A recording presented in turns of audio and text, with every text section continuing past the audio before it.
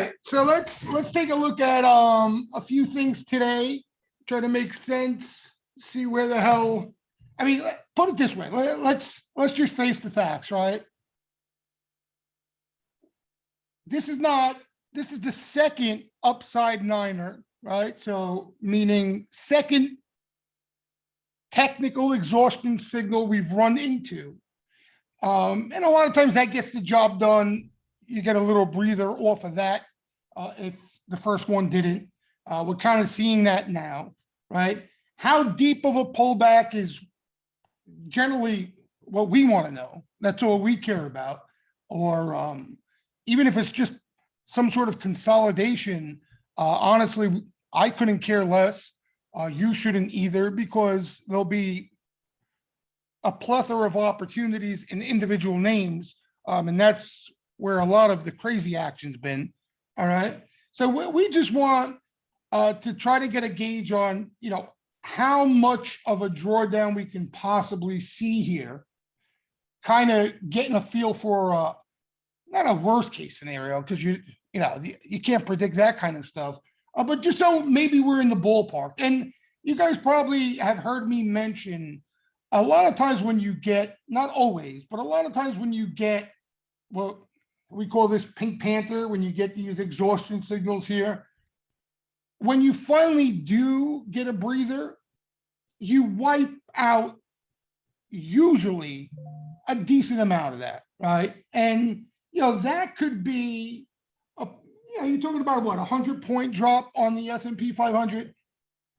I don't think, as of right now, I don't see that happening, but it's certainly a possibility, right?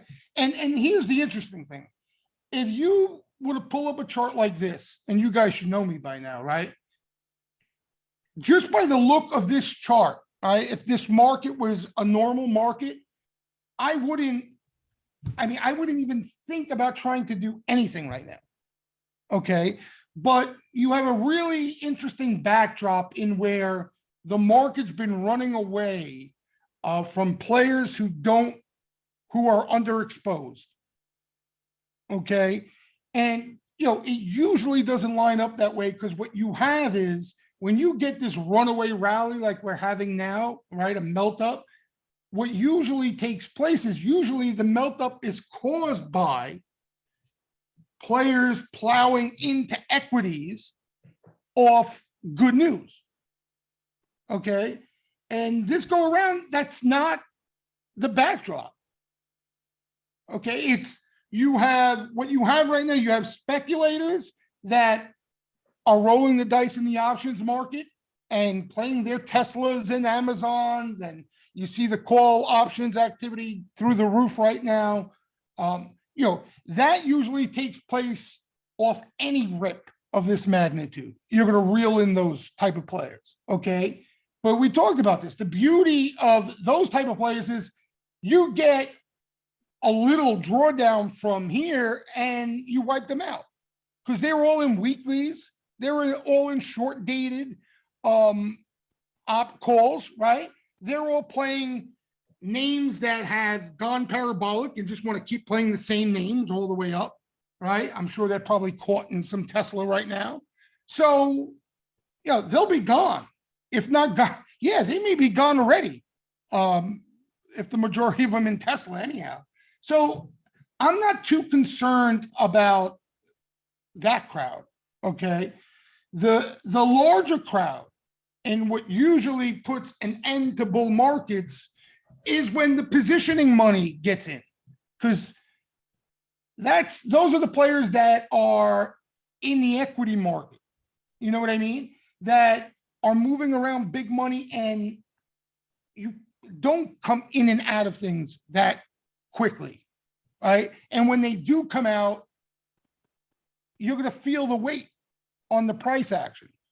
Okay. This rally that we've had here, that crowd has not, for the most part, not participated in this. Okay. Meaning that they just didn't like whether the entry, the market, the backdrop, they did not believe that this was going. And what happens is, right, when they're looking for an entry, you guys know this probably from your own personal experience. When you're waiting for a pullback because you need to get in, and I'm using the word need. We never need to get in unless you're running a book for clients. If you're running your own account, you never need to get in. That's the beauty of playing with your own money. When you're a pro managing client money, hedge funds, advisors, whatever it may be, you need to own. You need to have exposure to a rally. You cannot sit in cash and watch the market continue higher. You won't have a book left. You won't have clients. So eventually they can't wait anymore, and they look to take advantage of any little fade and pullback to get in. Okay, so we have that, and that's why, even though it's not a big drop here, you're talking about basically just a pull down to this level here. Yeah. Okay, that's basically what I'm seeing right now. Again, I hate to use the term worst case scenario, because you never know what the hell we could get hit with tomorrow, but as a downside kind of target. But for me, I'm not even too concerned about that, because like I said, individual names is where I'm looking. And when a stock looks like this, all right, I want nothing to do with it. Okay. Especially if you made your money in here, wherever, when it's here, it's case closed. Okay. We're not going to go through all that. I know the majority of you know already, but I'm just saying, especially for some of you new players out there, you don't want to go to the well over and over and over again. You like Tesla, you like it that much that you want to keep playing it. Instead of selling, when you sell, roll out for more time and keep a piece. There's no reason, if you had a decent entry on it, that you want to climb the ladder and go higher and higher, because eventually what happens is you're going to get caught and you give back everything and then some. And that's what a lot of players are going to end up, what ends up happening to them here, or any name that looks like this, right? So what we want to look for those quality risk reward tactical plays, right? We want to look for names that haven't hatched yet, that the hot money from Tesla can possibly rotate into. Okay. And the beauty of those type of names is that they look like this and they're laying dead on the floor, right? Ooh, that's a bad drawing, right? They're laying dead on the floor with no volume, up, down, ebb and flow, no action, no flow. And we're looking for the sweeper activity to tip us off. That momentum could possibly show up in the name, right? And on a risk reward basis, okay, again, it's easier with the equity to give you the example on risk reward. But what I mean by that is when you're buying something down here, okay, and you're looking for momentum to show up over the short term, if momentum doesn't show up, right, you're going to stop yourself out. You're going to pull the plug. Okay. So your risk is that this thing ends up still being a piece of shit and goes nowhere and never shows any life. And your reward, again, is whenever you want to start pulling the plug and rolling and doing your thing, right? You want to be really tactical. You sell this, all right? So your risk is here, your reward's there, and you'll take that all day long, right? The other names like Tesla and all these names that have exploded already, they've already made their move. And, the risk reward there is obviously the total opposite.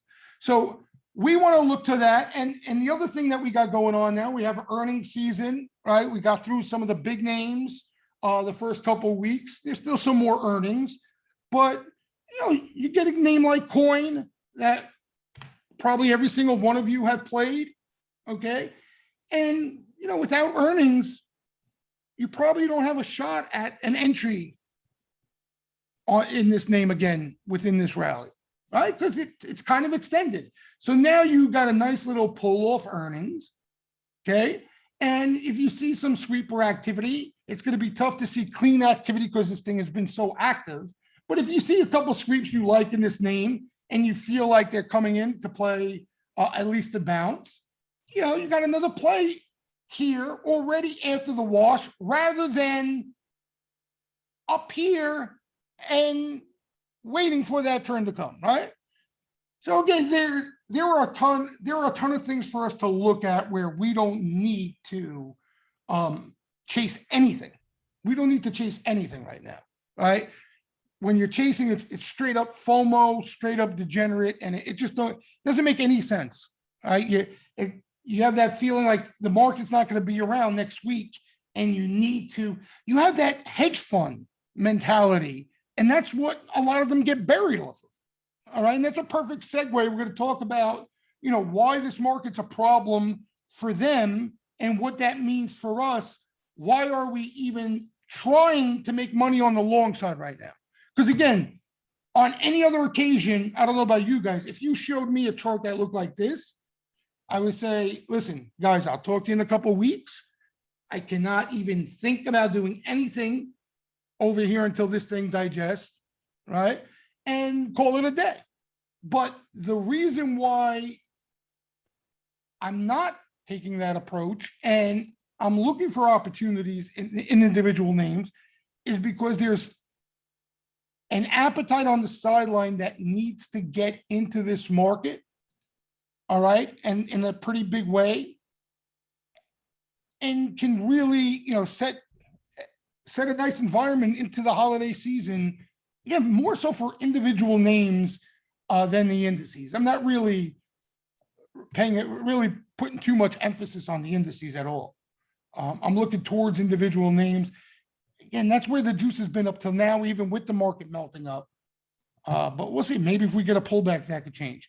All right, so let's look at that quickly. I know I'm bouncing around because I want to kind of get everything here, right? All right, so here's the problem we've had, right? And this is just on a technical price action basis. We've come too far too quick. I mean, there's been no pullback, right? So we desperately need some sort of breather here. That would be ideal, okay? We already got a little taste of it, which is better than nothing, okay? Trust me, anything helps because what happens is the more riffraff speculators in the option market reel in, yeah, the tougher it's going to be to wash them out. It's going to be more painful if you get caught in that on the downside. All right, so anything helps, and this is going to help. So this is what things look like on a sector basis. All right, which is difficult, and sticking with underbelly individual names can help with this as well.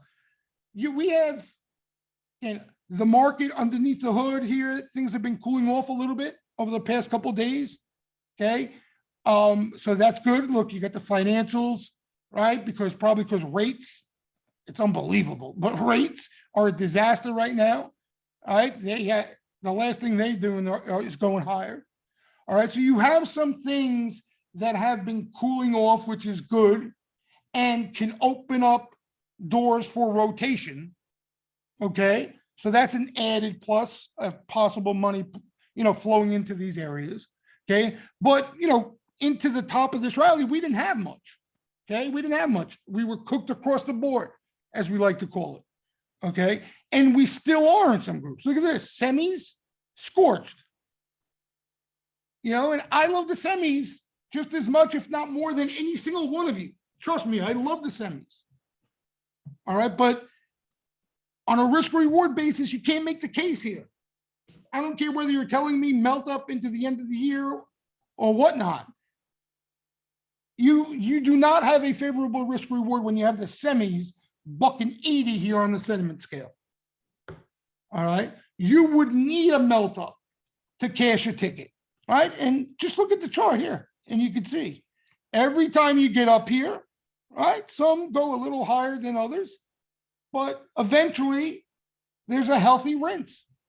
Maybe this is the melt up that bucks that whole trend going back for 2 years. Possible, but you're relying on a rare occasion.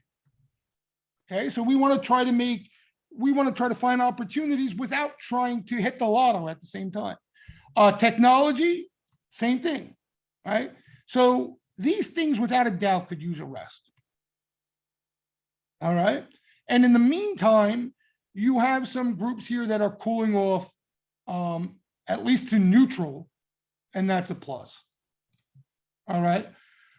I'm not too wrapped up in the sectors like I usually am right now, guys, because of the action in, here's that word again, the underbelly of names, right? On those mid-tier type mid-cap names, predominantly growth, that really sometimes don't even fall into a sector. Okay. Some end up, they could be an EV name, a software name, depending on that current time. And, those names, you don't have to worry about sector, underperformance or anything like that really having as big of an impact. We've seen, right? Tech could be subpar, but the software, some of those software high growth underbelly names, Buckeye are like, they don't have any idea what the market's doing, right? We see that way too many times. Okay, so we kind of want to be focused. If you're focused on names, okay, those smaller underbelly names, you want to sweeper activity and spot, I think, are the two most important things. Okay, spot meaning you don't want to buy after the move has already happened. Okay, you're looking for names that they haven't discovered yet totally. Right? That's our edge in sweeper activity. Like Ed in the room asked me about a Tesla, I don't know, was it a call buy or put buy? I don't even remember today because I wasn't paying much attention, but was asking me about one order. I guess it was decent size in Tesla today. And, I could lie and make up and, any story. Oh, yeah, this guy might be doing this. But the God's honest truth is I had no idea, no clue what's going on in that Tesla flow right now. And I haven't for at least a week. It's a menagerie. How much action is that you guys see? I post this 3 pages full of active lines there. How the hell am I going to find out and try to figure out, or even think that I can figure out what one order, what one sweep or one player might be doing amidst all of that, right? It's impossible. Like I said, I can lie and pretend like I do know, and it's a 50-50 chance whether, I'm going to look right or not. If that order goes up, it means nothing. But the truth of the matter is, there's, outside of intraday scalping purposes, there's no edge. There's no edge. There's no edge in that. It's gone. It's done. And that goes for a lot of names right now, because they, like AMD, NVIDIA, right? Do you think that NVIDIA, you think that egg hatched already or no? All right. You think you're early in that name following sweeper activity there? Like you can't even, right? Seriously, you can't even, not even close. So we want to look, right? If we're looking to play or sweeper activity, we're not looking to spin our wheels and pretend like we have an edge and know what the hell we're doing and it's going to have an impact on our trading. We want to have a real edge. Okay. And NVIDIA, this call buying every day, all day long, every day, all day, call buying. There's no edge anymore. It's gone. So, and what I mean by intraday scalp, right? If you see, let's say, a round of NVIDIA call sweepers come in, boom, boom, boom, boom, boom, boom. They're coming in, taking out all offers, right? There's a shot. There's a good shot you can get a scalp by getting in the middle of that, right? There's a shot there's going to be some momentum. But the majority of you, that are playing these names right now aren't scalping. I see it all around, stock moves $3. You think it's unchanged, right? It's nothing for a lot of you guys right now. So that's what I mean. Unless you're getting in the middle for scalps and looking to take advantage of that extreme short-term momentum on an intraday basis, I wouldn't even be focusing on those. You play the names. I'm saying don't even waste your time looking at the flow, because if you think you're getting an edge, you're not. So we want to look towards some of the newer names that haven't been littered yet, and they don't need to explode, right? I say like the next NVIDIA. I'm not kidding myself. I know there's not going to be another name like an NVIDIA that does this, or Tesla. Okay. I just want to get in the middle of that first batch of buying, right? And then I got a couple different opportunities and decisions I can make, right? Do I want to hold the piece? Do I want to take this profit off the table? Do I want to roll? Once I got that cushion, I'm okay with it, right? Maybe I risk the little profit, and if it gets down to break even, I take the trade off the table. I play with house money, whatever it may be. But I want that, right? I want that edge right now. I feel it's really important. So that's what I'm looking to do. That's what I'm looking to do. And there's no rhyme or reason. Like, there were several names we spoke about off the last webinar that we were looking at. Some had earnings, some didn't, but like an AI, a GitLab, there was the EV plays, right? FSR, all that crap, right? Some may end up having killer moves when they're all said and done. Some may have already had their move and it's over with. For me, and it should be for you, it's irrelevant, okay? Because they've all moved off that initial activity. They've all moved, right? And what I'm about to tell you is, you probably don't want to hear the rest. You need a lot of luck with the rest. You feel me? You need a lot of luck with what happens after that. Okay, that initial move, that cushion, that's your real edge and gives you some wiggle room to maneuver. What you do with after that, you need the gods on your side a little bit to get paid. So that's what we're looking at in a nutshell. So everybody understands where I'm at. And those of you in the room who are asking me questions about flow and names that have exploded, I'm not trying to be an asshole about it. I'm being honest, and, to think about how many people out there right now are just looking at scans and see these big orders come in and they're playing off that. Like, they're not even digging into the flow to try to figure it out. You talk about lost in space right now with the amount of action. It's nuts. It's nuts out there. All right. So anyway, if you're on the same page I am and you're looking towards those undiscovered type names for an edge, this is not as important. Okay. But if we do get a couple sectors set up, could be another trade. You know what I mean? Something else we can look to, like financials, right? Financials, you guys have been talking, some of you guys anyway, have been talking about financials for a while and never really got that breather, since back here. And now you got another breather here, and there was a fast sweep too today. What was it? Jan's fast? Yeah. So, it's a lot better here now. It's a lot better here.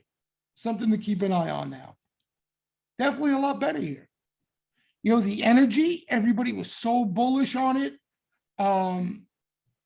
initially, right? We spoke about this. I'm going to show you guys that too, for those who aren't around. Into this run, you had everybody and their mother basically all in. And then you had a nice digestion here.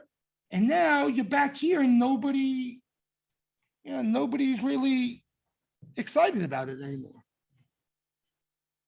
these energy names. So you got a couple of things we can keep our eyes peeled for, but we want to be careful, in some of the things that are really flashing heat right now. Okay, and you can see it on a chart too.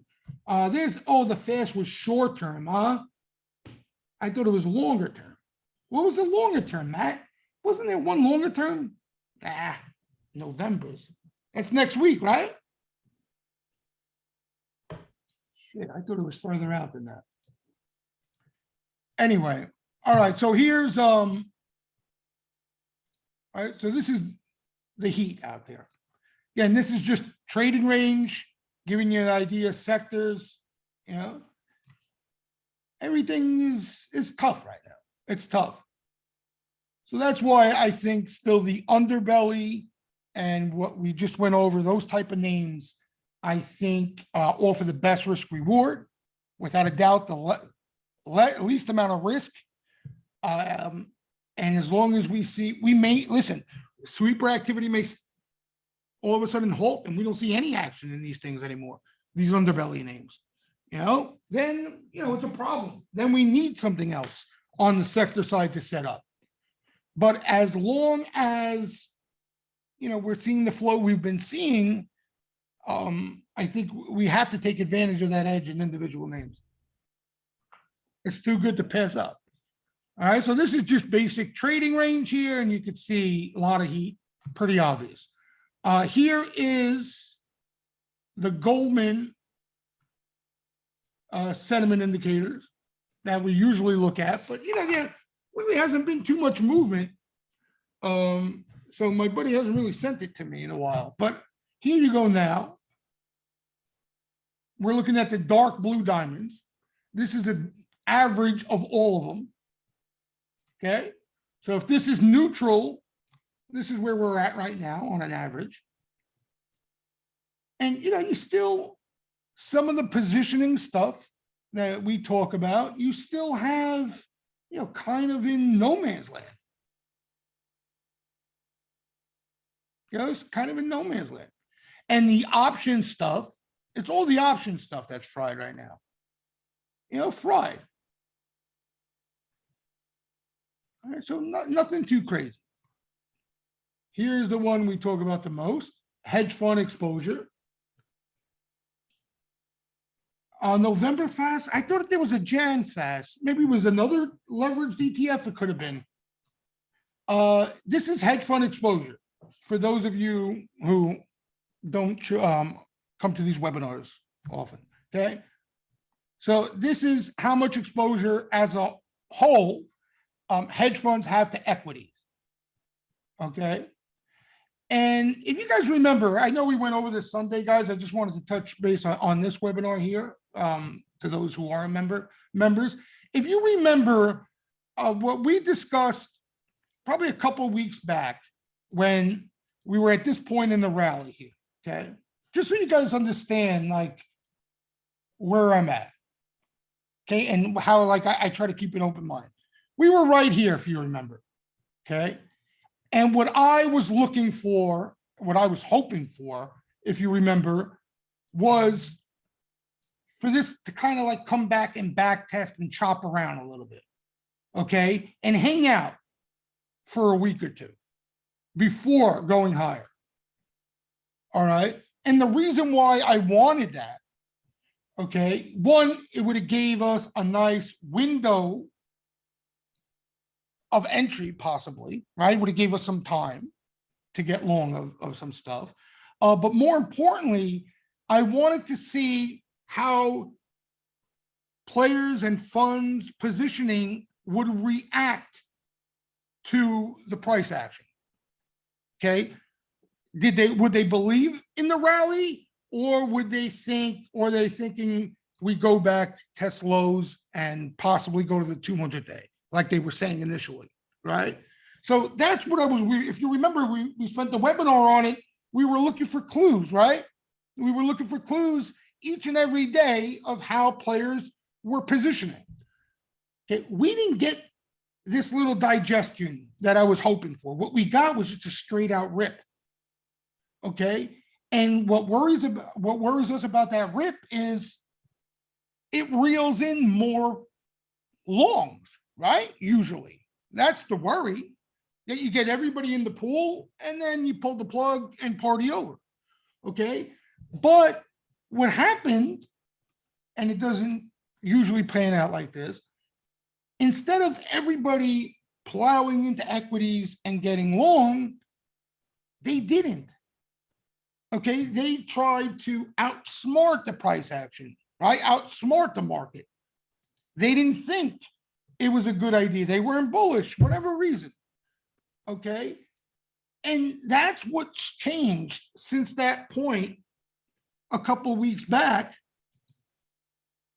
That has, I'm not going to say forced us to try to make some money on the long side and look for stronger price action, but that's what basically was going to tilt us whether to be in that bullish or bearish bias. Okay. Regardless of what the price action, the way it panned out, that's what we were looking for. All right. And here was hedge funds right here at the time. Okay. Would they ante up and go all in like you would think they would be right now? Right. Or do they come out of stuff? Okay. And even though this market has ripped 13 out of 15 days, whatever the hell it is, you could see they sold early into that, early. From when we last spoke regarding this topic, they just got out of pretty much their exposure to equities. Okay. So now they're here going into the end of the year. Okay. And they don't have much exposure. And that's why you have, outfits like Goldman and for other reasons similar to this, who've been calling for that high probability melt up. Okay. Because they have to chase performance, unlike us. Okay. They have to. So they need to get their hands on exposure and do it quickly. And the quickest way these days to do it is through the options market, and we would see it in the flow. And obviously gamma and all that jazz would lead to stronger price action, right? It's a snowball effect. Okay. Like I told you guys on Sunday, the way I like to look at it, because the way I look at it is, it doesn't have to lead to a melt up. Okay. Like a lot of us are thinking like it already, without them even putting money to work, they haven't done a thing here. The market has melted up away from them, right? The market has a tendency to do that. Okay. But what I'm saying is, knowing they have room, the takeaway I have from this is that not the melt up scenario, that the likelihood is these dips are going to be shallow and going to find buyers. Why? Because they're going to look to take advantage of any dip possible to add exposure. Okay. The only thing we would look out for is if there's some sort of exogenous event to where they feel it's a luxury, right? That they don't have exposure. All right. If something blows up in the credit markets or, exogenous event is usually something we're not even thinking of right now, right? They're likely, they may, but there's a possibility they won't add equity exposure into that. So that would be the exception to this. But as it is now, going into what's soon to be a quiet holiday season, right? Lighter volume, it's got the possibility, okay? It doesn't have to happen, but the possibility of getting crazy on the upside. Make sense? All right, make sense? So it would have been a beautiful thing if we did get this from where we were talking about this topic last, a little kind of like chop breather, because we would have had a nice launching pad to play off of. Okay. Now what we have is you got a rip here, which is beyond overbought and overextended, right? In a straight line in a short amount of time. So you have some room here where you can get caught. So I think the antidote to that, the best way to approach it is we want to look, right? We want to look for entries if we do see that. And in the meantime, the way to try to avoid getting hurt by getting caught is by looking underbelly in individual names that have not hatched yet, right? Because all the heat is in the names like that look like Tesla. So when the market, if the market does cool or digest, those are going to be the names that come down the hardest because they've run so hard. So that's the logic to it. All right. And then if we do get something like I mentioned here, where you wipe out the majority of Pink Panther, then of that you can probably get a lot more aggressive in expanding what you're looking to play as far as on a risk reward basis. Anybody have any questions on that? Does that make sense? Or did I lose some of you I never speak to? I know the majority of you that we talk every day, you know my lingo already, but what about the rest of you? Anybody have any questions? No? Good? Yeah? Hello? Oop. Let me X this out. Hold on. Good? All right, cool. All right, so some of the other stuff, let's look at this, okay? This has been a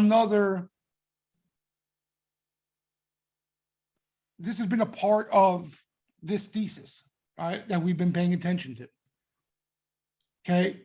Clients of these big houses, Goldman, Merrill Lynch, okay? They're part of this, okay? The hedge funds who do business through them, the clients who do business for them, through them, okay? They all have no exposure. They all haven't participated in this rally, okay? And look at this. Even institutions, nobody on the positioning side has participated yet. It's hard to believe, isn't it? Scary. Nobody. Okay. Who has?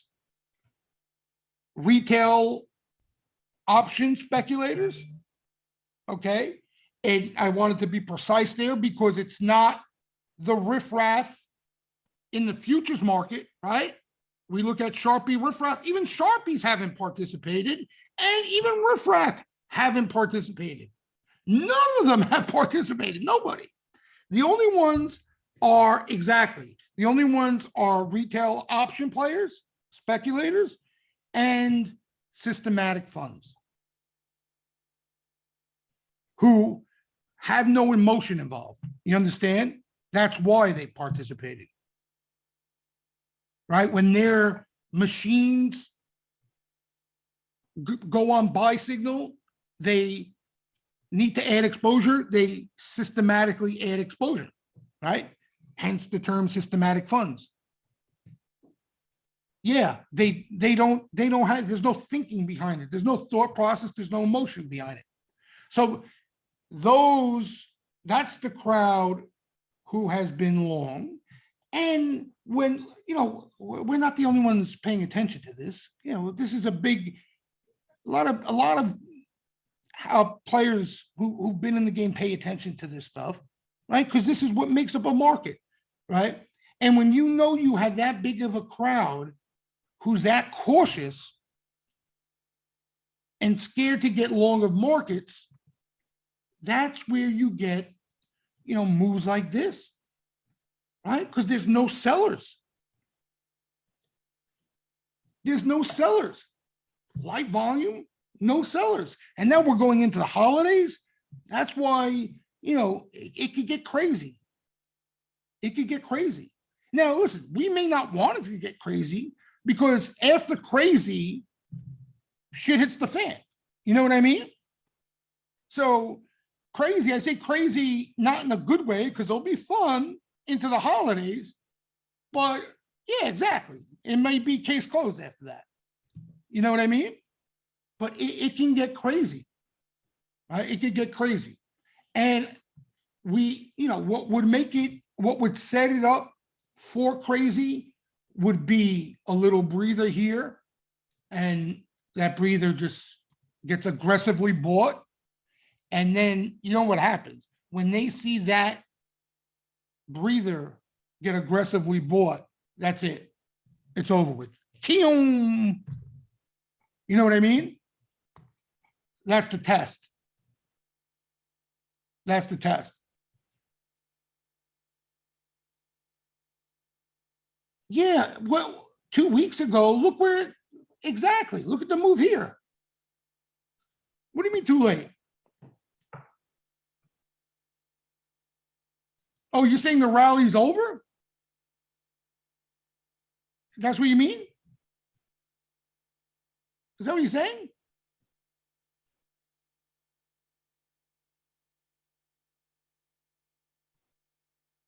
Yeah, I know, Cal. I know you're saying shit's crazy, but what do you mean shit's crazy? I don't know what that means. What do you mean shit's crazy? Tesla's crazy?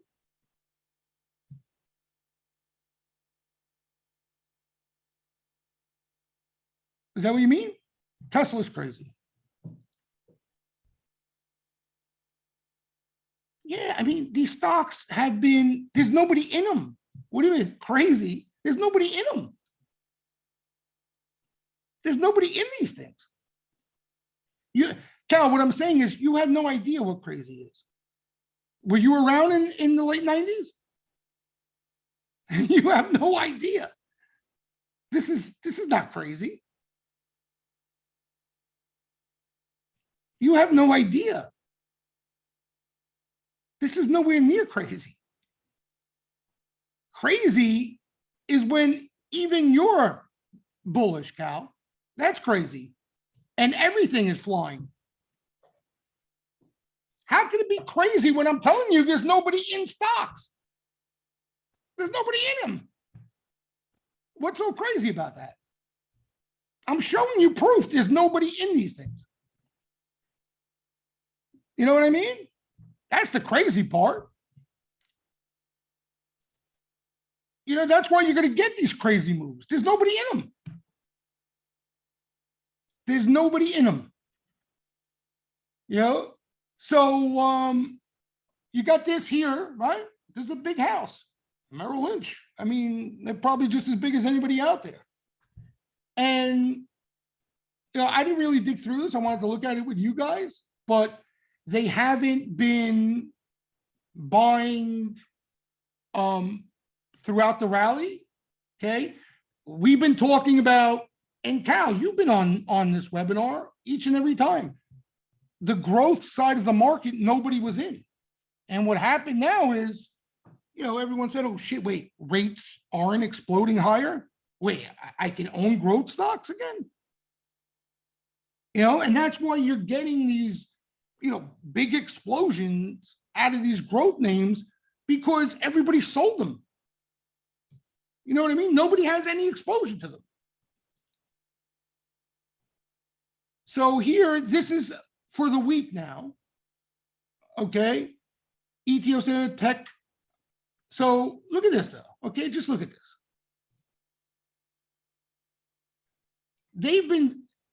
They sell tech off every pop they can possibly sell tech. They sell tech every chance they can get.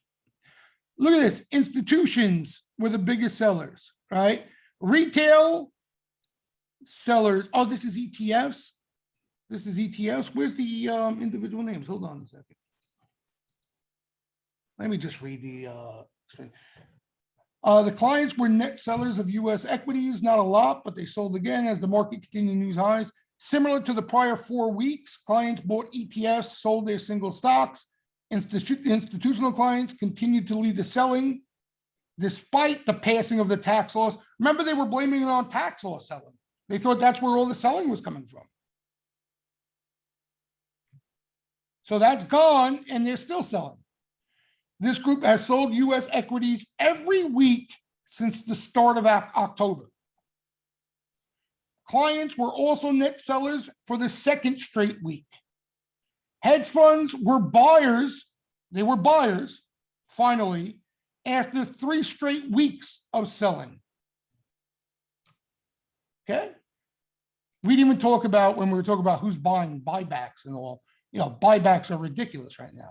Despite the market highs, buybacks by corporate clients continued. Look at this. You talk about rigged market.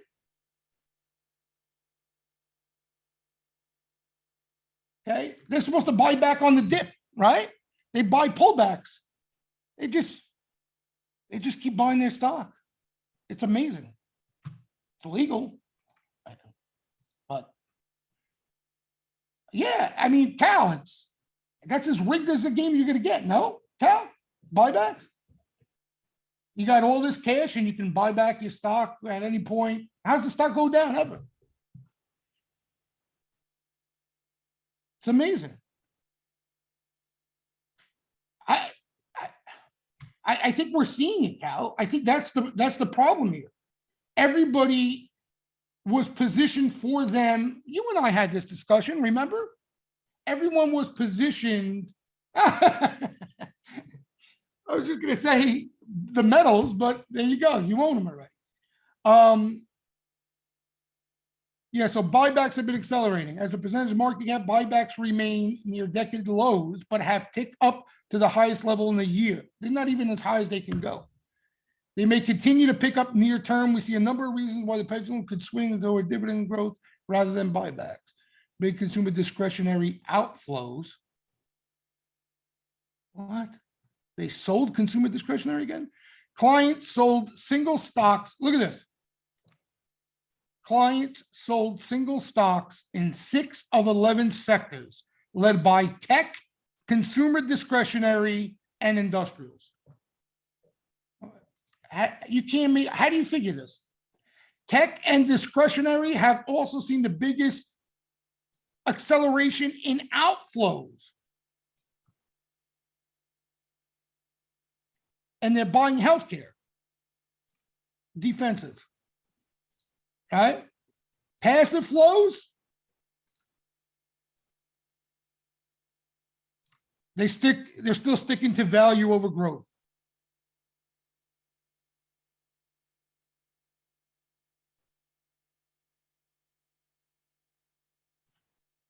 This is crazy. You know, it almost scares you. You know what I mean? But I mean, it is what it is. I wanted to see one more thing with you guys. Hold on. Oh, here is this. This is ETFs. All right, let me see this. ETFs. Equity ETFs. What do they buy here? Most positive in healthcare. So they bought healthcare. Are the light blues current? Healthcare, they bought a little energy, they bought a little financials. That's what they bought last week in ETFs. All right, but still the same thing, right? When we talk about exuberance, okay, here's the thing, what I want to make clear, because I think, Cal, maybe that's what you're misunderstanding from me too. I'm not acting like we're out of a bear market. We just got out of a bear market and we have a sweet spot. You understand? Where everybody capitulated and we'll be the only ones long like we like. Okay? What I'm saying is, you hear the word euphoria, everybody all in, right? You hear that all over the place, especially on Twitter, right? People throw that around loosely. They have no idea what they're talking about. Okay? It couldn't be any further from the truth. Everybody is uneasy about buying up here. Everybody. That's the point. And the markets don't top when everybody's uneasy about the market. You understand? Like people comparing it to 99. That's why I was making the example earlier. Okay. If you didn't trade through 99, you have no idea. This is peanuts. Okay. This didn't even start to look like 99. You see what Tesla just did? Okay. You take 50 stocks like that do what Tesla just did, double from there, split 2 for 1, go back up to that point again, split 2 for 1 again. Like you guys have no idea what went on there. This is nowhere near a 1999 scenario. Okay? You think this is crazy? You trust me, it's nowhere near it. Like I knew, and I was younger when I got into the game then. I knew my people, like my buddies who I were working with, their parents who didn't know shit about the market, but everybody was invested. We're starting with 200 shares of an AOL, a CMGI, or a internet tech name, whatever, and ended up with 5,000 shares of stock off the splits at $300-400 a share. I bullshit you not. Okay, I bullshit you not. And what happened was that craziness trained everybody to never sell, ever. If you sold, you were a jackass because it went back to highs and then split 2 for 1 again. So if you stopped yourself out or you sold and capitulated, you look like a jackass at least 15 different times. So when it finally blew up, and by the way, right before it blew up, and those of you who are around probably remember, there was a run in biotech. I can't even explain to you, okay? Even what we're seeing now doesn't even come close to what went on in biotech before shit blew up. I'm talking about 40 cents, 50 cent stocks. I told you guys this story. Going to $80, $100 in a week. Okay, in a week. I had a buddy of mine who I worked with, was a broker, had all doctors, surgeons as clients. Okay, they used to make fun of him because he had a good, I would say probably 8 to 10 million under management. He didn't make any money off his book because it was all stuck in these biotechs that were illiquid. They never did anything. And then one day, okay, I think it was February of 2000, January of 2000, all those stocks in his book fucking exploded. Excuse my French, I can't even, the words don't even do it justice. I'm talking about dead to rights, under $1, sitting there, illiquid, no volume, going from 50 cents to $50 in a week. Okay? And he had 50 positions deep. You want to talk about hitting it big? You want to talk about lotto ticket? I can't even explain to you if you weren't around. That was the tail end before the tech bubble blew.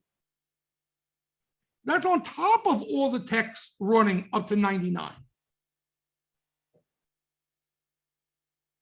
Genentech, I remember that name, yep. So you know what I'm talking about, Cal, it was nuts. Yes, see, like if you want to compare someone like crypto, which, I don't follow, I'm not involved in, you know what I mean? I don't know as well. You can make that case, but in the equity markets, you can't make that case right now. He sold everything, Tippa. He liquidated everything. Everything went into straight out cash. Went into straight cash. He had one stock, I think it was called, I don't know if you remember it, Cal, Nerex. I think it was like Nerx. His average cost was $3.65. He got out at an average cost of 85 and change. Okay? And he had like over 1 million shares of it. Forget it. Above and beyond wealthy now. Forget it. Set for life. But the moves were scary, you know? Like you see, like Carol was explaining, like Tesla, like this. This is nothing. Like this is nothing. You know, this is a gamma squeeze. This is nothing compared to what went on in the 90s. So I'm not saying we're going into that. But what I'm saying is we're not even close to that. You know what I mean? There are players out there who are doing the opposite of that. The opposite. Okay? We look at this, right? Those of you who are members, we look at this every week. Okay? To get an idea of how players are positioned here. Look at what they own. Okay? This is an average of a month of what BOVA clients own, physically own. Okay? This is where their money is, not what they predict. They're long bank loans, emerging market debt, MLPs, healthcare, tips, and REITs. Are you kidding me? Are you kidding me? Is this exuberance? You're gonna make the argument this is exuberance? This is Merrill Lynch clients. They're short financials, materials, energy, industrials, tech. Look, I mean, I'm not making this up.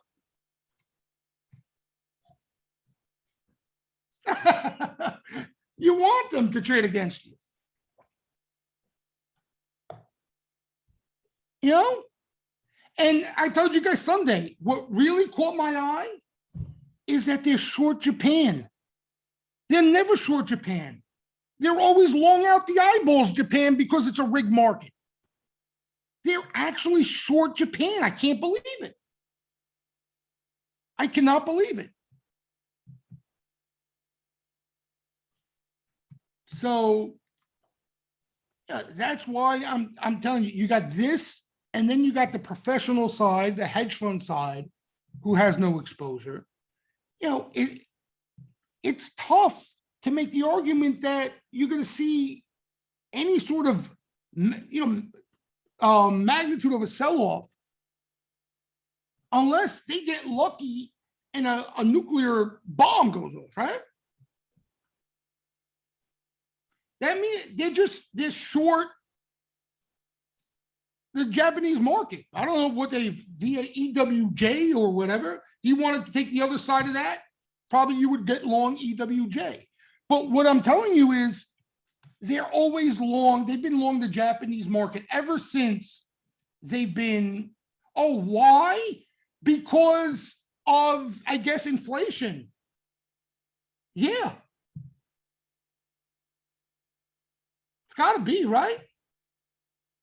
Because, Cal, you see this here? You see this move? Here, they were long Japan, extremely long. Okay? And the argument made sense to be long Japan. They're us 6 to 9 months back. They're just starting to get vaccinated. You know what I mean? So I understand that argument, right? Being long and strong Japan. But they got shaken out and they want nothing to do with it now.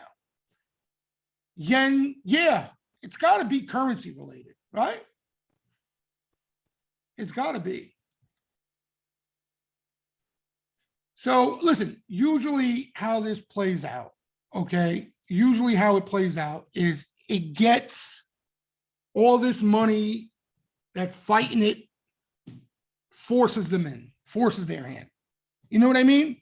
It forces them in to risk on. It's hard for us to believe that it hasn't happened yet because, it usually does.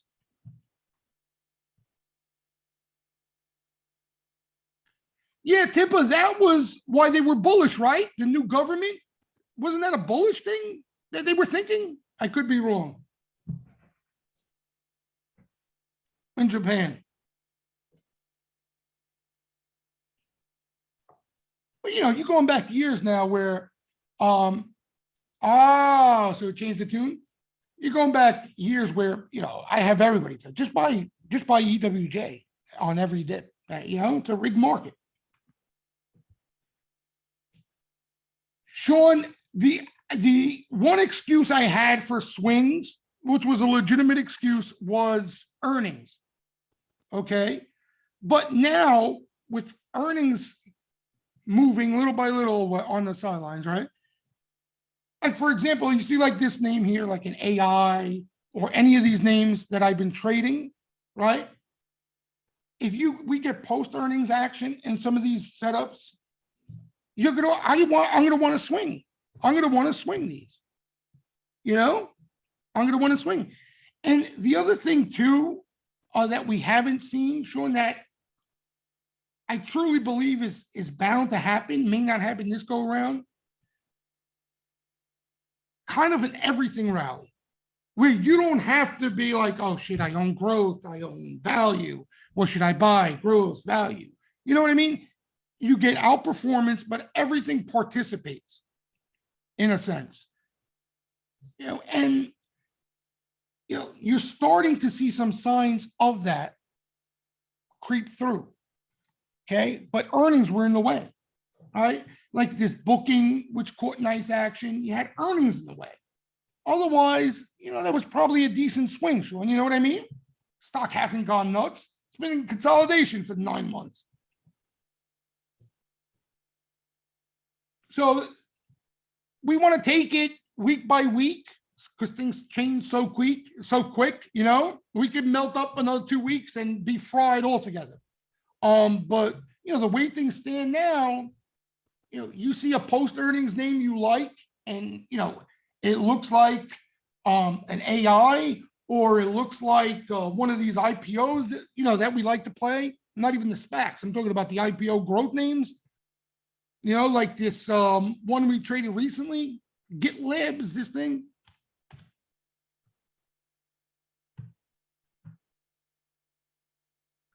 These, we love these things. You know that, Sean, So that's where my head is at now, is I'm looking for these type of names. And for the most part, I'm playing equity because I'm trading them. And the reason why I'm playing equity, guys, everybody's different, right? And I know it sounds corny, but it's the God's honest truth. The reason why I like to play equity, because when I'm playing short term tactically, right? So I'll give you an example, right? Where did we buy? We bought GitLab over here somewhere, I think, right? Okay. So if we were coming out of a correction, right, where we had even Sharpies getting long and sentiment all on our side, I could buy some GitLab calls with time and let her rip. If she comes in, more than likely I want to add. Okay. What I'm doing differently here now is if I buy GitLab here, I'm not holding through pain. You understand? I'm not writing it out. I'm looking for momentum now. And if I don't get it, I'm going to stop myself out and move on. And what happens, what that prevents is me getting stuck in a basket of names. You know what I mean? And it keeps, like I said, keeps the chains moving. You understand? So that's the difference between when I'm buying calls 3 to 6 months out, or I'm playing the equity. That's what I've been doing. And you guys know me, I can't hold, So what I've been doing, I sell, I try to hang on to a little bit. Maybe I get lucky. I haven't got lucky, but that's what I've been doing. So like GitLab, I sold, I'm holding a little tiny piece left. AI, I got a little piece of that. I also day traded it today again. So I've been doing that, Sean. I've been doing that. Because when I swing calls, I don't like to move around as quick. You understand? If I'm buying calls 6 months out, I don't want to concern myself with what the stock is doing over the next few weeks.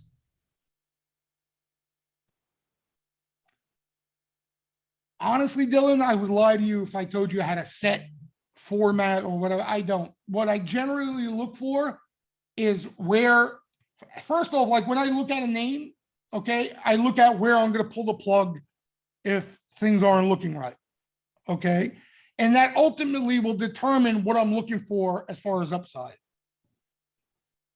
You understand? So at the least, whatever room I'm giving myself to the downside, I'm looking for at least that same amount on the upside, if not more. Is it at extreme? I got to check it out, Dimitri. I never look at that. I never look at it. So somebody mentioned Sharpies. Why aren't Sharpies involved? You know, because Sharpies, this is not, and those of you who follow, you know, that positioning like I do, Sharpies aren't playing markets here. You know, Sharpies are buying when there's nobody else long. That's when they're taking off. Because you can understand, Sharpies are commercial hedgers. Okay, their primary goal is hedging.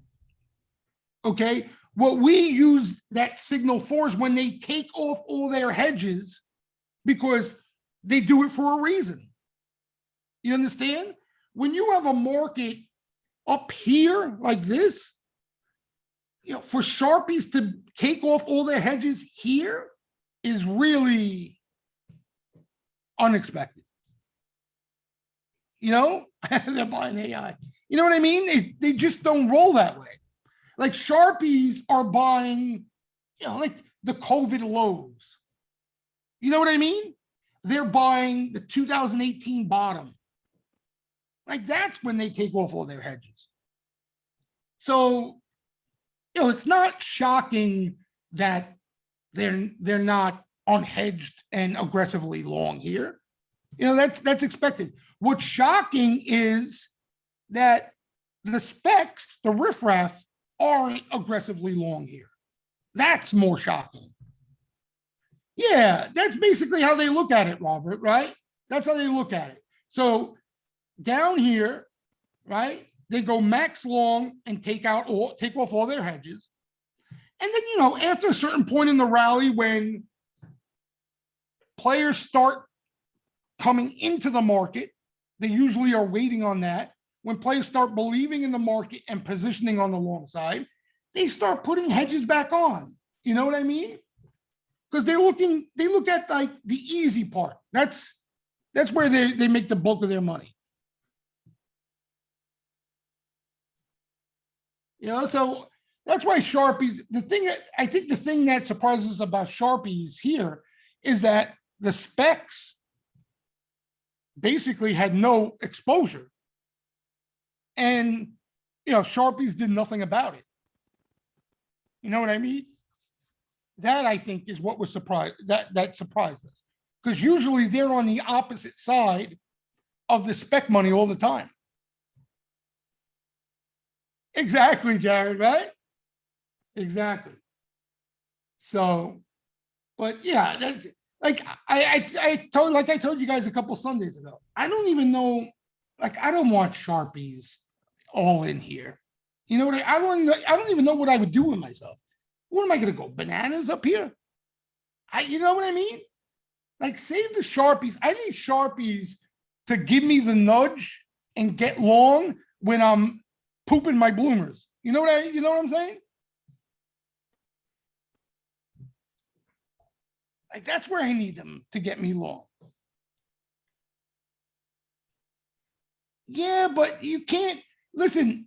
And you're talking about somebody, you know, I'm diehard Sharpies. You can, I can't say you can't, but you're expecting yourself to be awfully disciplined if the only period of time you're going to be long equities is if Sharpies are rolling.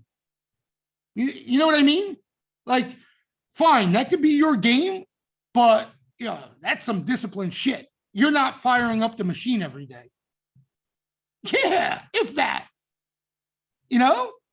So what you can do though, it can be a form of money management. You know what I mean? That's where you get most aggressive. And then you tune it around it. Like I give you an example. Okay. Even to this day, as far as both dollar amount and the amount of positions that I was holding, okay, the longest and the most dollar amount I was ever long in this rally was back here. I was like 9 positions deep. You guys remember? There was no way I would go 9 positions deep here. No effing way. You understand? No way. Just based off hedge funds might end up coming in. Yeah, because nobody owned anything here, Robert. You know what? Exactly. Yeah, but Brian, that's what I'm saying. I'm telling you from experience that you can't, it's a different style than us. You understand? They're commercial hedgers, they're hedging. You understand? Well, that's not our job. You gotta turn that with other things into a style of risk management. You understand? That's what you got to get from it. When they don't have any hedges on, that's a great time to be most aggressive. Yeah, exactly. Listen, there's, you guys know me, okay? If you were to tell me you're still gun shy up here, I can't blame you. I mean, you're talking to somebody, forget it. I see Pink Panther, I get goosebumps, you know? I agree with you guys 100%. I see exactly what you're talking about. But if you're going to turn on them, if you're going to fire up the machines every day and try to come out here and make a buck, okay, you're better off, playing when hedge funds are not exposed than playing if they were all in right now, if you're going to play anyway. You know what I'm saying? That's generally what I'm trying to say. You don't see me loading up. Like Ryan just asked me a question like, would what I'm seeing right now get me to start swinging calls, which is as aggressive as I would get? And I still haven't even done that on a small scale. For me, what I'm seeing now is I see enough to be involved and play on the tactical side, if that makes any sense, to trade, and listen, unlike a lot of people and probably a lot of you guys, and I don't mean that in a bad way, I don't have, the utmost confidence in my raw trader skills. Okay. If I play off my emotion, I bury myself. I'm wired like a degenerate. So like I rely on these signals a lot. Yeah, Tree, forget it, what I'd be doing right now. You know what I mean? Forget it. If I didn't have any seatbelt, I'd lose my mind. Trust me, I've been there, I've been there. I told you guys, that was the biggest hump for me, because I never short. You guys know that. Like you mentioned, cash is my bear position. So my biggest hurdle getting over was the biggest thing was not giving back all the money I made in a rally. I would kill it. You know what I mean? I would find great entries off pullbacks. I would find great stocks. I would kill it. And then I would give it all back because I got caught at the end. That was my biggest hurdle. Everybody in this game has, one big thing that's in their way. That was mine. Without a doubt. I could, stop out. None of that was ever a problem for me. The biggest hurdle was, make money, make money, make money, make money. And then up here, I'm just as exposed as I was here. And then I get caught. And then all of this work, sometimes, and then some, right? You guys know what I'm talking about, would go to a waste. That's frustrating, right? That's nothing frustrated me more than that. Nothing.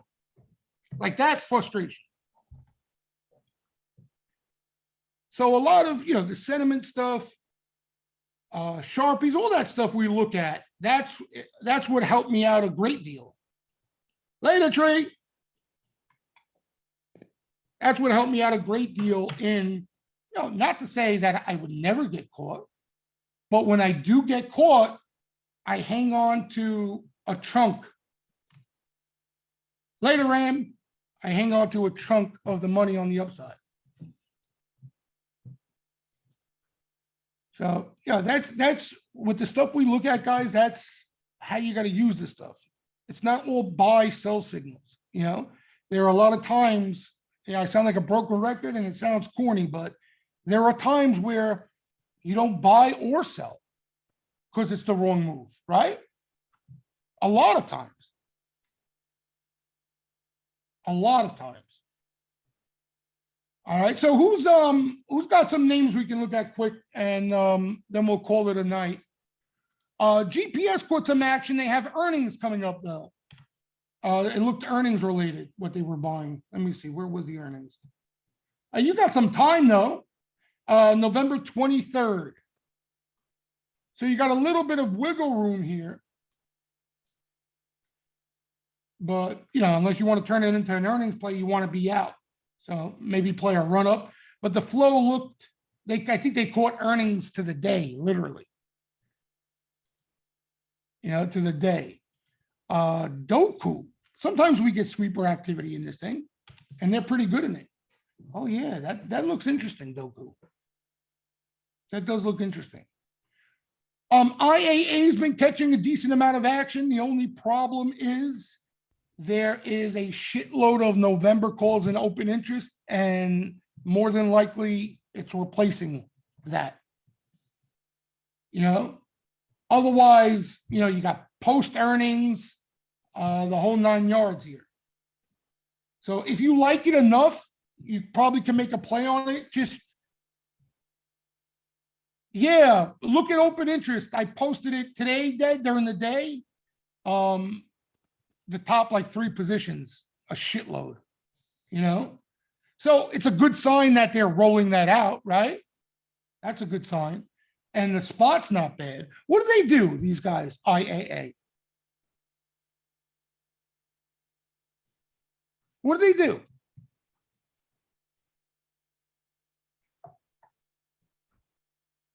Anything interesting? IAA? Newer. Oh my God. New relic. Oh, IAA's insurance?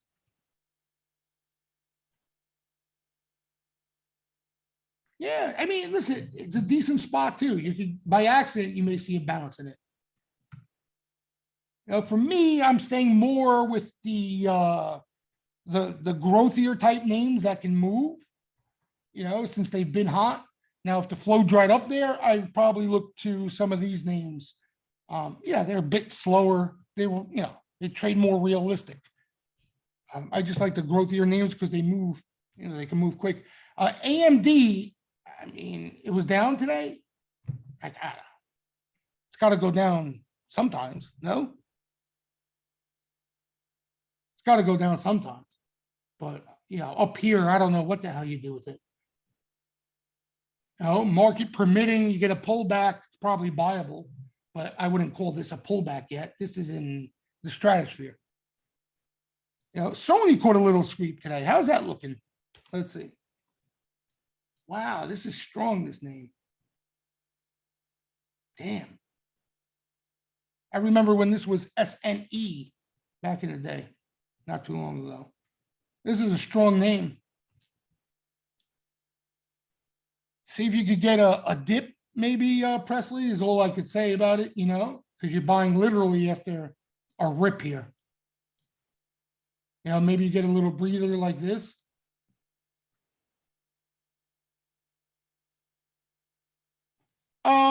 Do I avoid options with huge OI? Me personally, or are you saying do I avoid flow?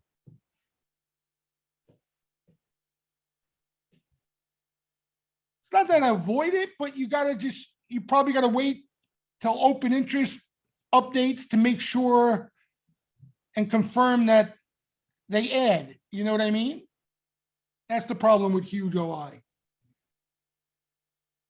But when there are a lot of hands in the cookie jar, I shy away from flow a lot of times. That's the problem. Like, here's another one, right? Like this thing. You saw the sweep in this thing today? Okay.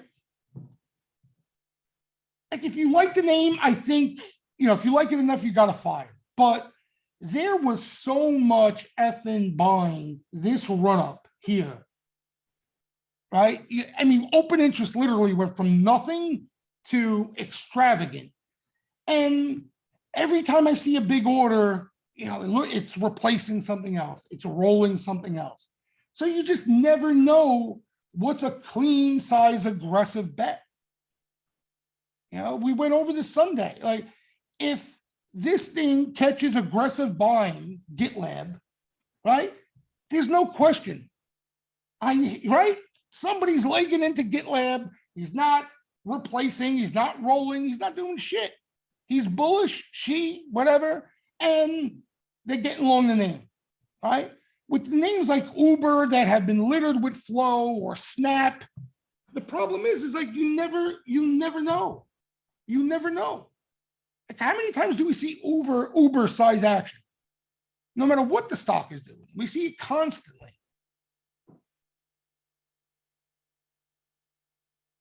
The best advice I could give to you, Seka, and you guys know I'm not arrogant in any way, okay?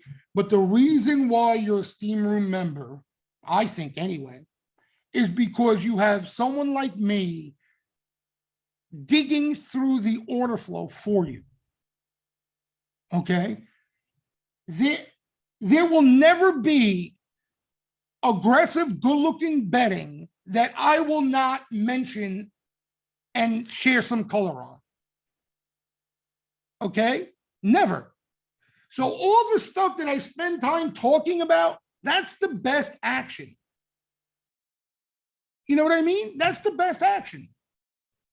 If there's a size order and you don't see me even mention anything about it, there's nothing to mention, right? Either it's a roll, or I don't even know if it's a buyer, or whatever it may be. There's no reason to even ask. Okay, because every time there's a missile or an aggressive bull bet, not only will I let you know of it, but there will be 3-4 posts talking about the order flow, right? It's going to be on the top bet list that I post. It's going to be all over the place. See, I think the problem with a lot of you guys, not a problem, but you want to trade certain names, and there may not be aggressive, clean activity in that name. And let's be honest, you want to fill that bias, and you want me to come up with an excuse of why you are already in it or are looking to buy it, right? Any excuse. That's what usually is the case. Otherwise, if you're trading just off the flow, you would just wait for a clean, legitimate bet. And like I said, the problem with some of these larger names, after the move, the clean action's over with. You got to understand, there's different degrees of action, right? There's action when they first notice a name and they first start buying it. And then there's action when, after the move, after the run, during consolidation, they're moving positions around. Yeah, TSM has definitely seen some buying these last few days. That's a nice long base. The only thing is semis are scorched, right? That's the only thing. But there's definitely buying. This is one of my favorite underbelly energy names, CPE. This is probably my favorite underbelly energy name. This, Devin, AR, these names, CVE, they've been tattooing these names. Yeah, the only thing, Roy, I would say though, all the semis don't look the same. That's the tough part about it. Like, look at LRCX. It hasn't run parabolic like some of these semis. Oh, Fang, that's the one, Cal. Fang, thank you. Oh my God. So the underbelly energy names, they just annihilated, right? Fang and Devin, you're talking about multi-million-dollar worth of sweeps. See, and look at that action though.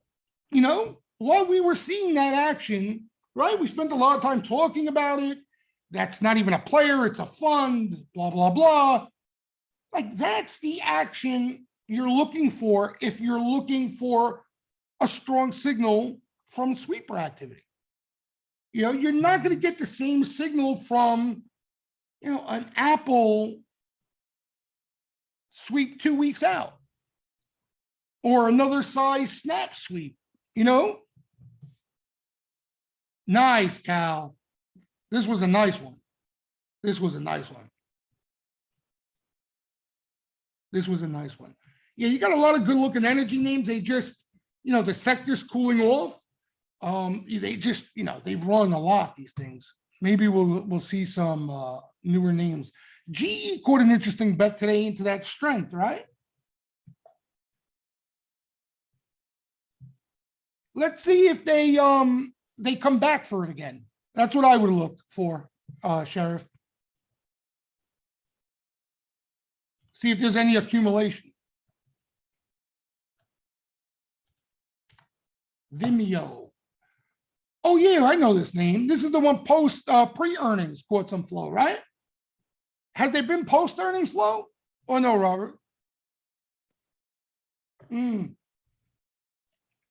So that's what I would look for. See, and that's, it goes to show you, like, earnings, pre-earnings, right? We don't know if it's an earnings bet or not, right? It was a good looking sweep too, but we don't know if it's tied to earnings or not. Like, if it wasn't tied to earnings, they should be on this thing. We should see buying come into this thing shortly, right? If that order flow pre-earnings was legit, they should show up. They should show up.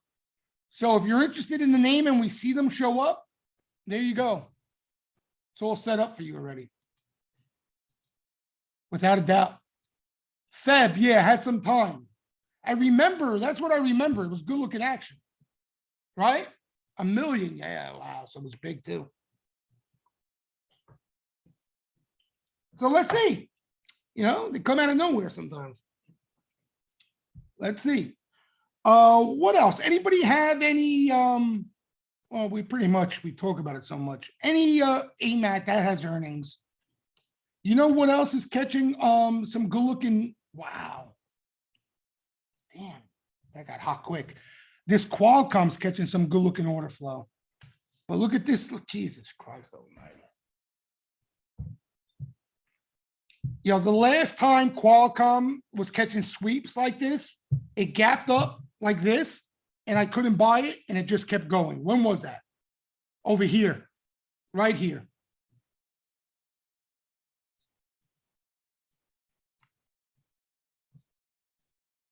The last time Qualcomm was catching sweeps like this was back here. I couldn't buy it because it gapped up. I think earnings, similar, and then just kept going. So maybe you get these little digestions if you don't mind buying the gap up there, For me, it's tough. I can't get myself to buy it. Yeah, I remember this. It was just, it was crazy because it was nuts. Back then, I think it was, there was something going on back then. Like a lawsuit or something. Wasn't there a suit or something like that? Wasn't it tied to a lawsuit that they won, or I don't remember exactly. But yeah, these big names look good. Just, try to wait for a little bit of a breather. I know I say that a lot, but, this thing, it's possible. Look, like it could hang in here, right? And that's what, 150 something? That's the problem. Yeah. And the thing is like this has been quiet for a while and just came to life. Usually it's not over. You know what I mean? Like it just came to life. So I would definitely keep an eye on it. GFS. What the hell is that GFS? Let's see this. Oh, yeah, yeah. I heard about it. I heard about it. This trades options? Oh, not yet. Okay. Damn. This looks like a mover. I just love these type of names, Matt. You know, I love them. Like they look angry. You know, they look angry. Like even Roblox, guys. I'm not talking about the earnings here. This was nuts. But you know, if there wasn't earnings, it would have been a nice setup. This year, like if you guys remember when they were buying it. Yeah, and then this rip. You know, that's why I love this post-IPO action.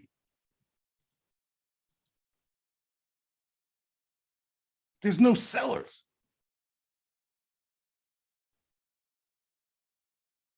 Yeah, man. And now it's a good time now. Yeah, but the problem is, it's not to say, you know, there's opportunities in some of these big names trading them. I'm not that good at it, Matt. I'm not going to lie to you. You know what I mean? I think it's a confidence thing. I'm not as comfortable. Yeah, Path looks good. Path does look good.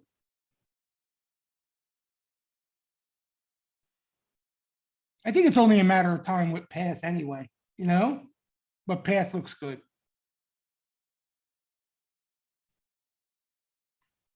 What else? There was a couple other post IPO. Was it post IPOs you guys mentioned that I didn't know about? And, oh, me, I sold. Oh, me had earnings now, right? Or no, tomorrow? Oh, they had earnings? Wait a second. I thought it was tonight. Oh, tomorrow. All right. Yeah, I owned it and I sold it yesterday. I thought earnings were today, though. Tomorrow, huh? Tomorrow morning. Okay. So we'll see post earnings again. But yeah, I like this me. You know, I had a nice run too, you know, so could breathe a little here. I like the me though. I like it. Let's see post earning. Gree, I played that. I don't know, I'm not in anymore. Is that still going? No, no, that can't still go, is it? Oh, that because that has earnings too, right? Like I don't even know if it matters, some of the earnings in these names. There was another, what's Gree do? Is this a Bitcoin play? This is a Bitcoin play, right? This had some move for me on Friday. I don't know if you guys played it Friday off the action. There was a ton of action. Oh, it is, right? What about, do you guys know this name? You guys know this? Oh, it's the old SRPT Gree. Oh, free. Yeah, free. Do you guys know this name? CIFR?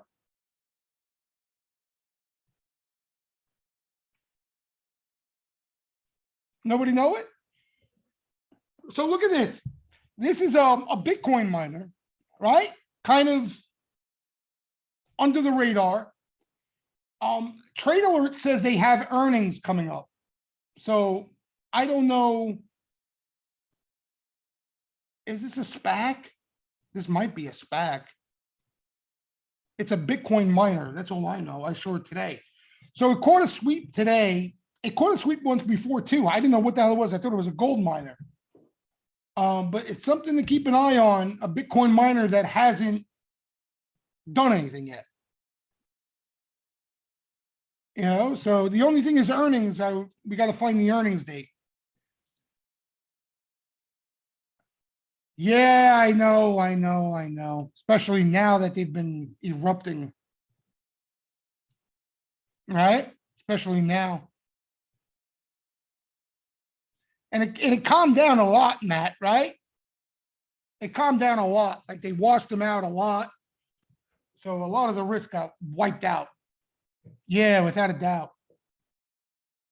But keep an eye on this. These little Bitcoin plays. I'm pissed. I wanted one to call my baby, just own a little of and tuck it away. And I missed so many of them. This hut should have been one. 11, 12.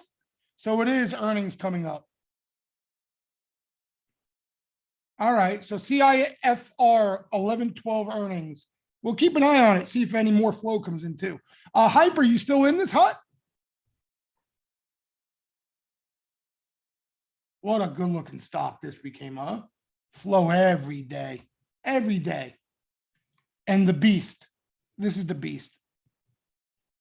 Wow. So you got a big position. I'm envious. I'm jealous. And this was the other one. I know I talk about it a lot, this Mara, but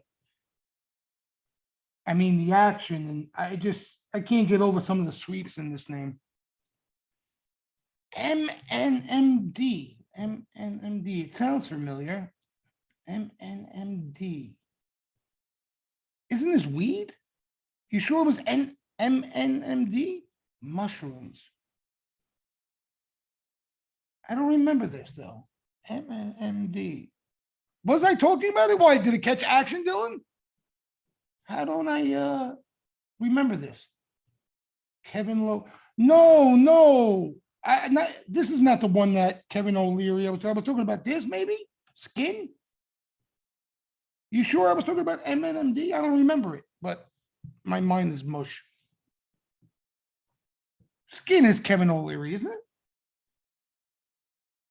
Yeah, this one a lot. Compass is mushroom. I don't know that one either. I think you guys have the wrong guy. I don't know these names. Compass. I don't think I know this one either. This is mushrooms. But again, we could have went over it. But you're saying NMMD, did this have flow? Maybe it had flow. That's why I was talking about it. MNMD. November 2.5. This symbol sounds familiar. I just can't recollect it. For some reason, I can't remember it. Recently, Matt? Yesterday?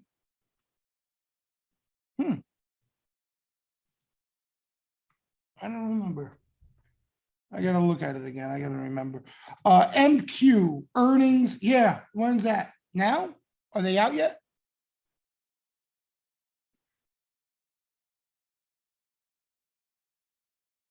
Tomorrow. This had a nice move too already off that Citron pump. Well, you guys like this name longer term too, huh? This MQ? Yeah. Well, we know it could catch flow, so something to keep an eye on. And the flow's been a little quiet recently. That's good. Let's see. Because they hit it hard. You guys remember with some time, I think, initially. Right? They hit it with dated stuff. And then the Citron sweepers came in afterwards. So there's definitely flow in this name. We'll keep an eye on that. But yeah, these are the names I like, guys. These are the type of names I love. What Presley was talking about a name I can't see. Oh, Comp. Let's see. Comp. I never heard of this one either. Let me see. Comp. This looks pretty interesting too. I don't know it. Real estate brokerage. Looks interesting. UPST. This is tough for me. Like this, I don't know. It's probably right here. I mean, it's probably got to come in a little bit more. No. When's their earnings or when? Oh! I see what you're saying here. Yeah, you know what it is? I think it's not even coming how much to come in. I think you needed to go dead. There's so much hype in this name, Too many heads in it. This and the other guy, Affirm. And I like this Affirm, but just it went nuts.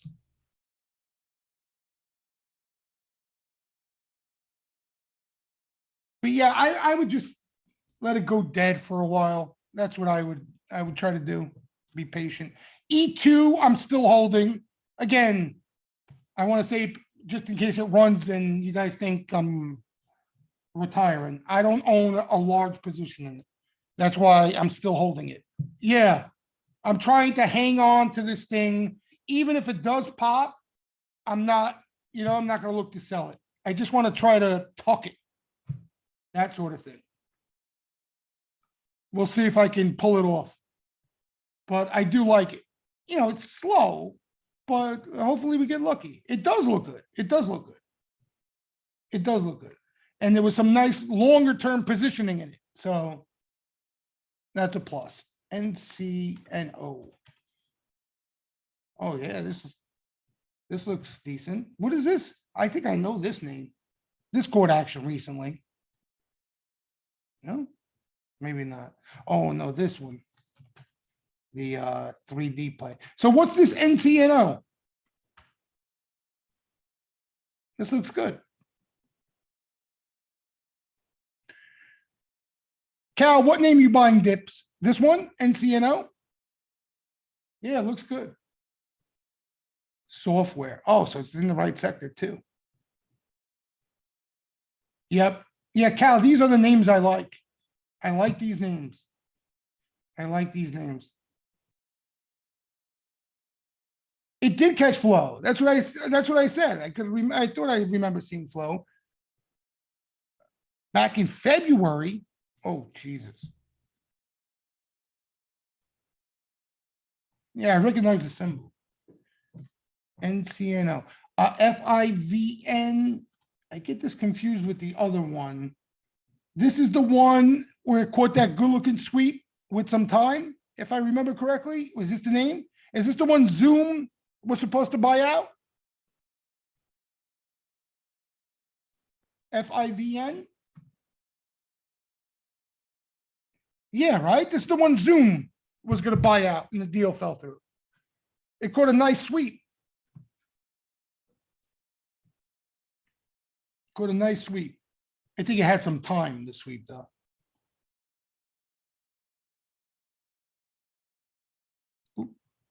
Yeah, it caught a nice sweep with some time. I remember this name.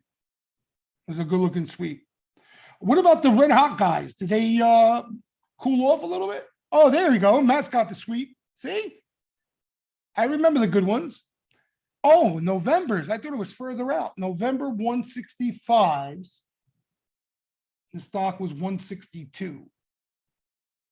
1021. 59. I thought it was further out with time. I was wrong there. HL.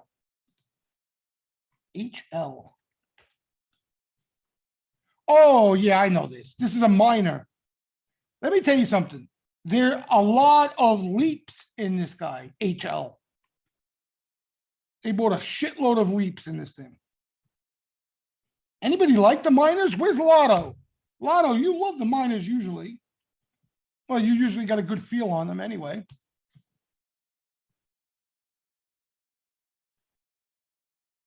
Yeah, Cal?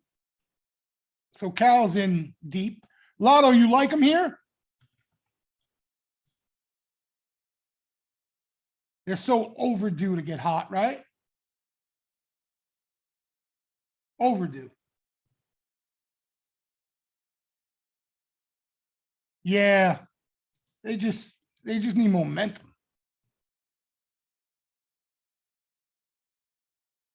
And gold has been waking up a little bit. Treasuries. Yeah, gold looks okay. It's just you need patience with this stuff. This is, you know what I mean? This is not, you don't want to trade this stuff, right? Until they wake up. Jay, with all the supply chain hoopla, what's happening with flow and stuff like, well, you got those names right there. Target usually catches a lot, hasn't really caught much flow. Walmart has earnings, so we saw some flow there. Home Depot and Costco catch flow from time to time, usually bullish, but just look at these charts. Later, Jim. Look at these charts, you know? This Costco's nuts. What a gift that dip was back in the day when they missed a quarter. Oh my God, this stock is a monster. It's amazing. See, like Cal, you look at names like this and you feel bubbly. But there's so many names that have been just absolute death that haven't really done a thing.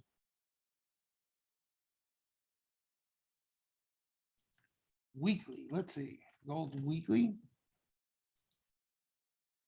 Oh, so you're talking about a downtrend here, like that sort of thing? Yeah, it's again, I don't know what's going to get it moving. I mean, it's overdue, overdue. The best approach is to, I was looking to buy some, you guys remember that? And tuck it away. Where was that? That was, let me think, the summer, right? So that was over here where sentiment was really washed out. But like, look at this, you got to have patience. You got to have patience. You like my technical analysis? You got to have a lot of patience to sit through this. The chart doesn't even do it justice. You got to close your eyes, hold your nose, and forget you own it. And you'll get paid in a short period of time. Is that real? You think that's it? That everyone's buying Bitcoin instead? Yeah. Bank of America. Let's see. It looks good. These banks look good. They needed a breather. They needed a breather.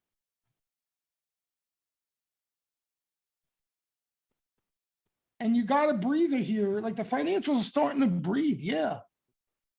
Why, you own it or you're looking to buy it?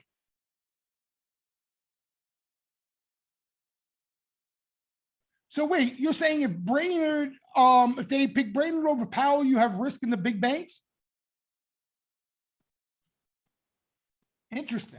So you like the KREs?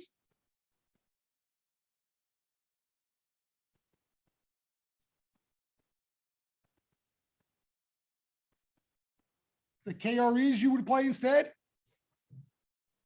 Yeah, well, the other thing too, Lotto, now you have the Russell moving, right? They move in tandem. Yeah, she's more dovish than Powell. Can you believe that, Hyper? Can you believe that? That's what worries me about the financials, that whole interest rate risk. That's the problem that I have with it. I'll tell you, we spoke, Sunday we talked about this.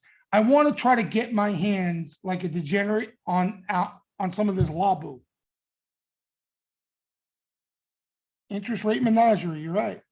Everything's a menagerie these days. I want to try to own some Labu. I don't know how and when I'm going to do it, but I got to try. I got to try. Yeah, I just, they've been dead for a while. And you got to buy them when they're dead.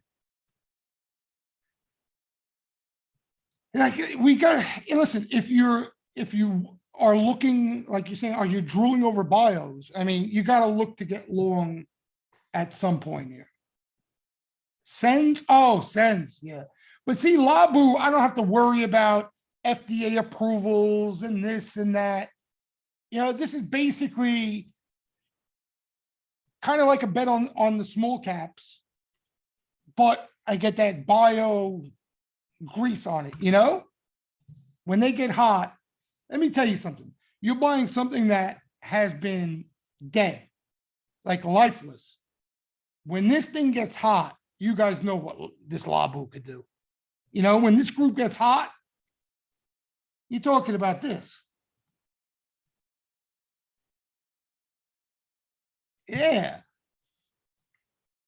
And I told you guys back in 99, before the music stopped, small cap biotech went ape shit. Not really, Cal. I mean, there's been some buying in this. There was some buying in Labu with some time. XBI was more short term, so they bought some of the ETFs. The individual names, very selective. Nothing that would that stands out and would get us thinking that they're making a play. Yeah, Matt. You want to give yourself time. You don't stress it. Well, the thing is like kind of like we've been playing the individual names. If you get a little bit of a move, then you can maneuver. You know what I mean? But you don't want to stress yourself out because you're looking for that big risk reward. You don't want to get too, if you're early, you don't want to be too stressed out over it.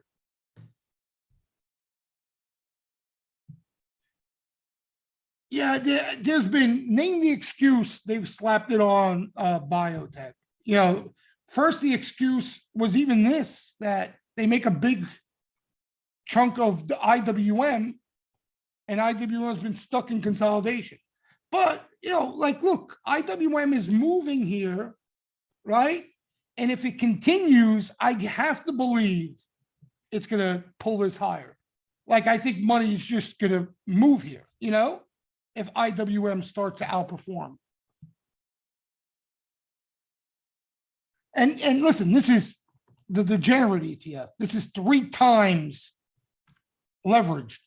So that's why it looks a little more exaggerated, but it kind of followed IWM. And XBI, I think, is 2 times, right? Oh, it might not even be any times. It might be just, oh, no leverage XBI. Okay. So this is the no leverage one, and Labu is 3 times. So this would be the more conservative one, right? Small cap bio, if you don't want to play the leverage. This can move too. XBI can move.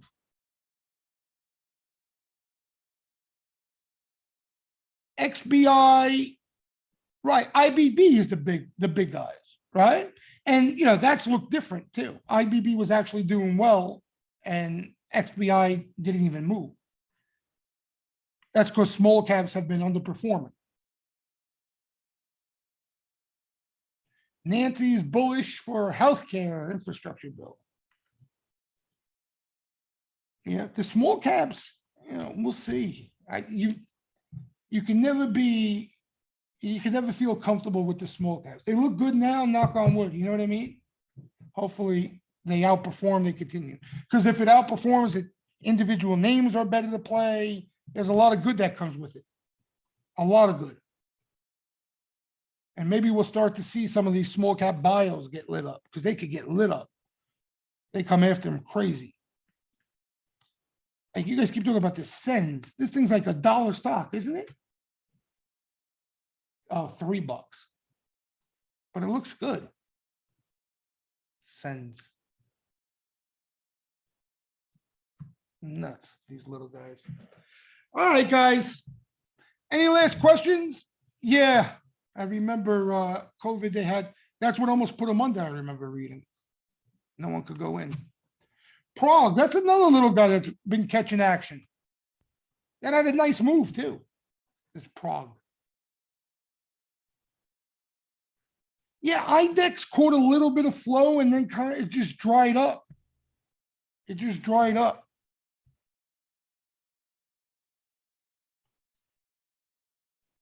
These little guys are lotto tickets though. They're lotto tickets. Yeah, they're lotto tickets. They're small stocks. Sometimes they get that frenzy. Vietnam. I heard of this name, Vietnam. This thing's been strong. It has been strong. All right, so let's see. Maybe we get a little bit of a breather. And listen, we didn't even talk about it quickly. Next week is November expiration. So if we're going to get any little breather, it's probably going to come between now and mid next week, I think. And then hopefully, we got a nice little entry to play off of. All right, guys. Have a good night. Thanks for stopping by. Love short squeezes. All right, good luck the rest of the week. I'll see most of you tomorrow anyway. Have a good night, everybody.